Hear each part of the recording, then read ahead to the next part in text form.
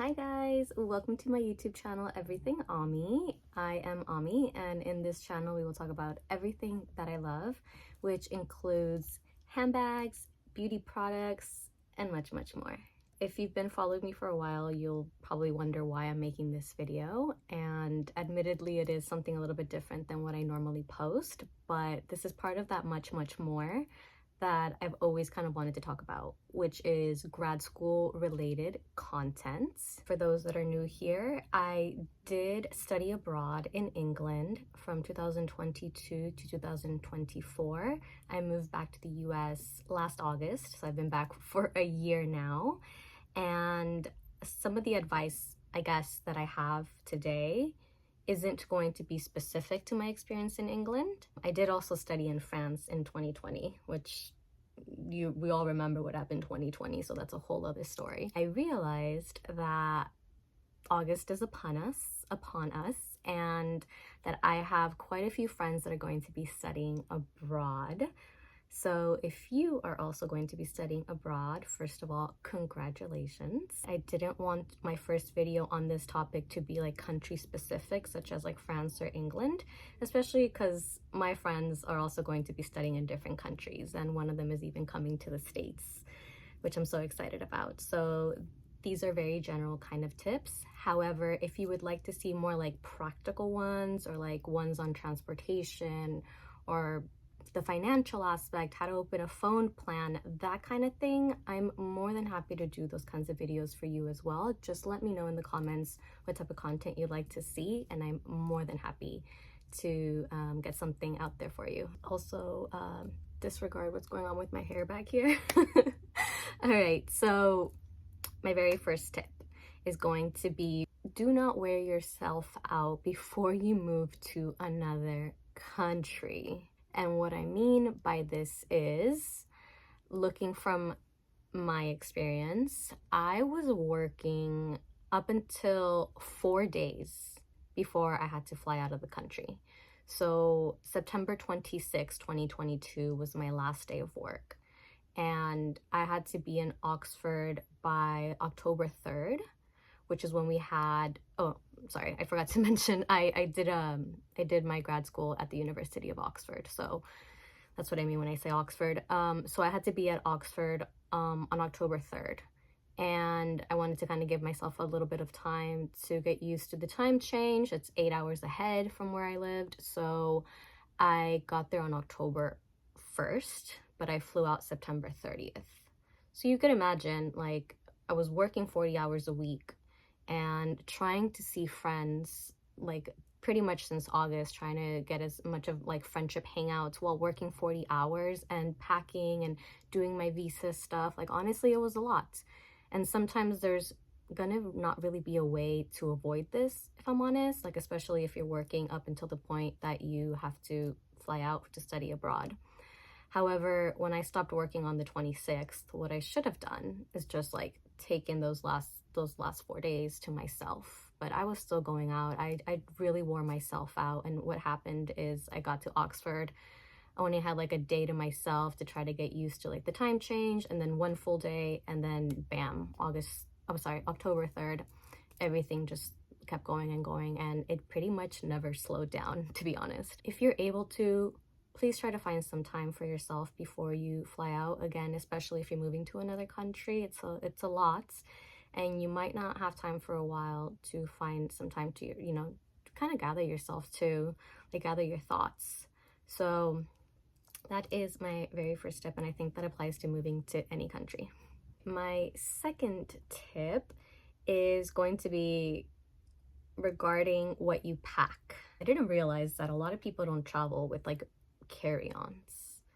And my thing with that is, if you don't think that you are going to be traveling when you move to another country, like, think again. There are always opportunities, especially in Europe, where it's so easy to get from country to country. There is so many opportunities, I think, to travel, even if it's just for like one day. I definitely did that when I lived in France. I didn't live in Paris, but I lived like an hour and a half away.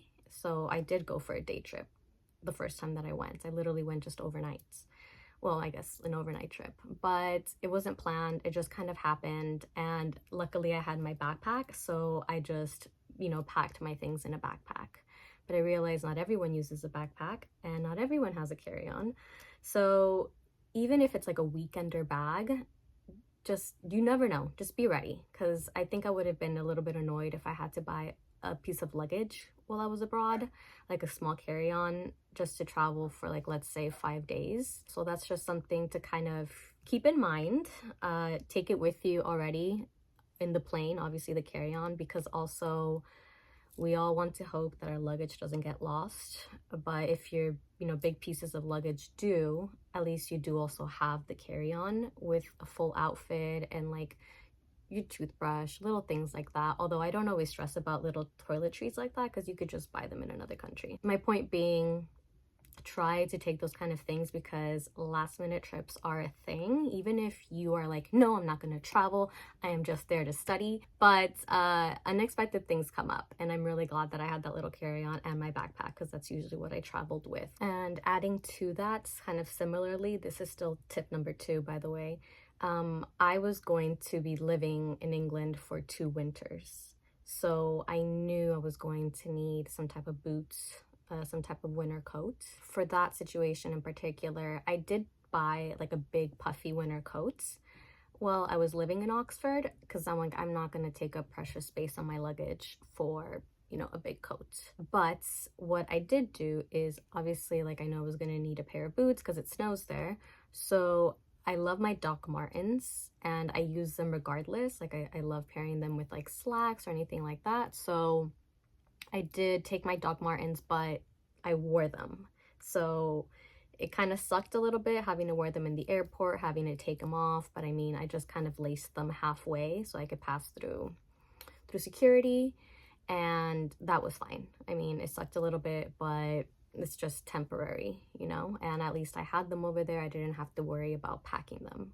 So little things like that. I know some people that like traveled with their big coats. Like some of my friends are like, yeah, I just wore like, I layered the things that I didn't want to pack. So that's just kind of another suggestion, like try to find ways to take things that maybe you don't want to spend money on. So my third tip is actually the first one that I thought of and the one that inspired this entire video.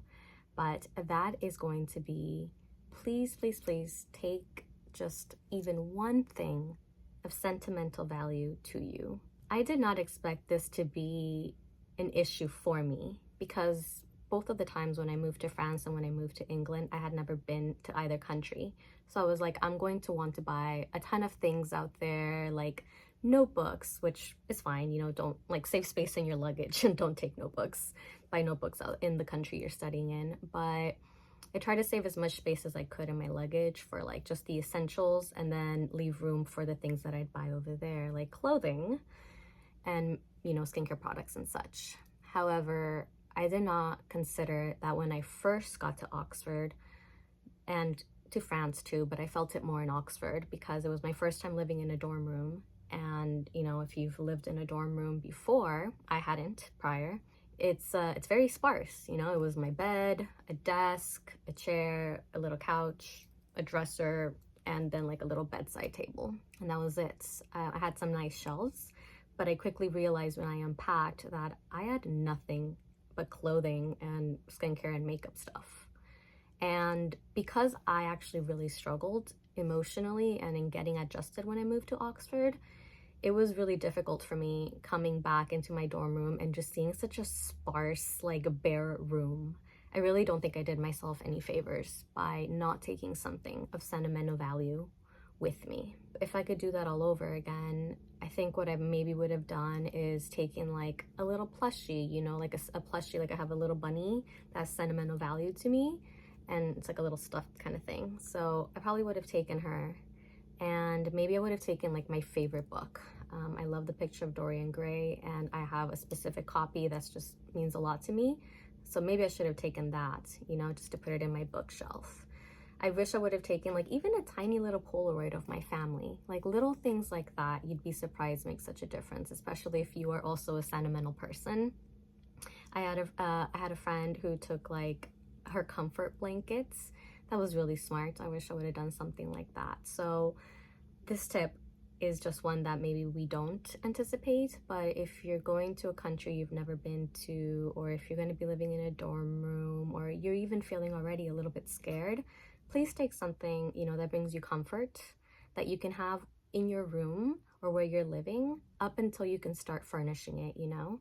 Once I started like buying other books and pieces of art and just little things that I had around my room, and it felt more homey, that actually kind of coincided with like my mental health getting better too. So don't underestimate that. So tip number 4 is schedule calls or FaceTime or whatever you like to do with your friends and family back home. I mentioned that when I first moved to Oxford, I didn't really like it very much. I had very intense imposter syndrome, and I just didn't really felt like I belonged. So it was really difficult for me. And while you're still making friends, you know, it's nice to still have your support system back home, especially if you have like really good friends. And even if they're not home, you know, like friends that you've met that live abroad, but you talk to regularly. I would say definitely try to make some time to talk to your support system. My dad lives in El Salvador, and what we did is, it wasn't like super set in stone, and I don't even think he was aware of it, but I tried to call him like every 3 months. We don't really talk very often, but I ended up for some reason really missing him when I realized I was so far away from him. And we talked for like 2-3 hours. It was really nice, and I'm really glad I had that. And I had a friend who was dating her boyfriend, and he was still in the States and she was in England, and I admire so much her discipline, where Sundays she would call her family, like Sundays every single week she would call her family, and they would have like a group call, and then Tuesdays she would call her boyfriend. And she was really good about keeping to that. Like Tuesdays, I knew that in the evening, you know, we could not get dinner together, or if we did, it had to be an early dinner because she would call him in the evening. So I think that really did a lot, you know, for her. They're still together. They survived the 2 years apart. So if you're in a similar situation where you have a partner and they're abroad, or they're going to be somewhere else than you are, it's nice to kind of have that schedule and something to look forward to. I did schedule also calls with like my cousin. I have a cousin who lives near me here in the States that I'm very close to. So we would have calls, and just, you know, how I would feel after those calls was just really nice. And even during those calls, I'd forget that I was miserable living in England. Although, you know, spoiler, I ended up loving it in the end. But the adjustment period was hard, and I'm glad that I had my support system. And my 5th and final tip is going to be, please put yourself out there when you are studying abroad. I am very much an extroverted introvert. Like, I could be extroverted, like I am very extroverted. I like talking to people, getting to know them, but my default is to want to just be by myself. Like, I'm happiest when I'm just like painting my nails and reading a book and just watching YouTube videos, but by myself. So when I moved to Oxford, and actually when I moved to France in 2020, this was more intense for me when I moved to France. But since it was my first time abroad, I was like, I am not here to make friends. I am here to study. Friends are going to be a distraction. I already have all the friends that I need. Just so naive. I think it was also rooted though in like my fear of making friends, and my fear of feeling like, you know, at Oxford, I was like, people are going to think I'm not smart enough. Like, if they get to know me and we're friends, they're going to be like, how did you get here? It was just a lot of like within me, you know? So if you're feeling kind of similar, where you're like, I'm not going to make any friends, I'm not here to make friends, or like I'm too shy to make friends, like please, please, please, you know, put yourself out there. Especially, particularly, this tip is regarding societies or clubs. So at Oxford, like the clubs, they call them societies. And I did most of my society kind of events alone. I went alone, but I ended up meeting like a lot of cool people through them. So I was part of like the Bibliophile Society. I was part of the Taylor Swift Society. I joined the Oscar Wilde Society like later on, because I didn't even know they existed my first year. But I would just say, like, please just don't be scared to go to events, especially like when you first get there. Because trust me when I say, like, everyone is going to be pretty much in the same place that you are. You know, Oxford's very international. So when I met my friend that I talked about in point number 4 or tip number 4, she was also coming from the States. And she said, because I had purple hair back then, she said that like my purple hair caught her attention and she's like, oh, I want to like talk to that girl. And then it turned out that we were both from California. So it was just really cool. Like, I'm really glad that she kind of put herself out there and that we became friends, because she's still one of my good friends 3 years later. And similarly, like at some of my events that I went to, I ended up like talking to people that it's like, well, we already have something in common, this like bibliophile society. We both love books. And this tip actually also, I just realized, kind of relates to number 2, where you don't realize that you might end up traveling even when it wasn't your intention to.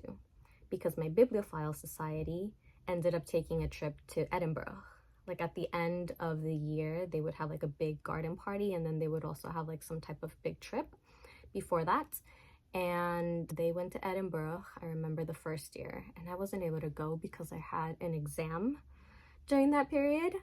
But when I first moved to Oxford, I would have never expected that this society that I joined was planning a trip. So if you end up like putting yourself out there, opportunities will come up. You know, I had friends that are like, hey, let's go to Germany. Like, one of my good friends from my first year at Oxford is German. And for those first holidays, she's like, well, why don't you come to Germany? Like, when I first moved to Oxford in October, I never would have thought I would have gone to Germany, but it was really cool. And I almost didn't take her up on it because of my trauma around not being able to make friends. Again, trust me when I say, like, a lot of people might be feeling the same way that you do. A lot of people are coming in from other countries too. It might be their first time in whatever country you're in. So you won't know those things though until you actually put yourself out there. And I'm intimidated by groups, so it doesn't have to be a group setting either. Just try talking to one person. If you see one person sitting by themselves at the dining hall, just ask them if you can sit with them. I'm getting sentimental about this one because I'm just thinking of all the wonderful friends that I made in France and in Oxford, all because I actually decided to, I kind of wasn't trying to put myself out there, but I kind of did a little bit, and that I was receptive when people asked me to do things. So don't miss out on some wonderful people during this wonderful experience just because you're scared. And that is it for today's video, you guys. I hope that you enjoyed this and that you found some of these tips helpful. I know that a lot of them are kind of like, I don't know if you've heard these tips before. Maybe the like making friends one you've heard, but if you haven't heard any of the other ones and you found them helpful, please let me know in the comments. I would love to hear about it. Also, I would love to congratulate you. So if you end up commenting, please let me know where you're going to be studying. And if you don't end up commenting, but you're watching this because you're getting ready to move abroad, congratulations once again. Like, I know you're going to have a wonderful experience.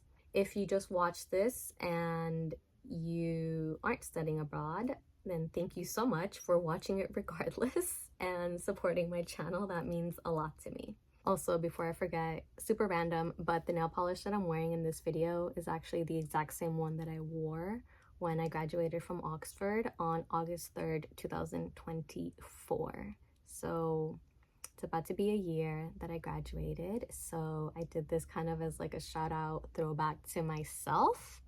And also, this is from my college at Oxford. It's an Antony's College. That's the one that I was part of. So thank you so much for hanging out with me today. I hope to see you in my next video. Have a great rest of your day. Bye.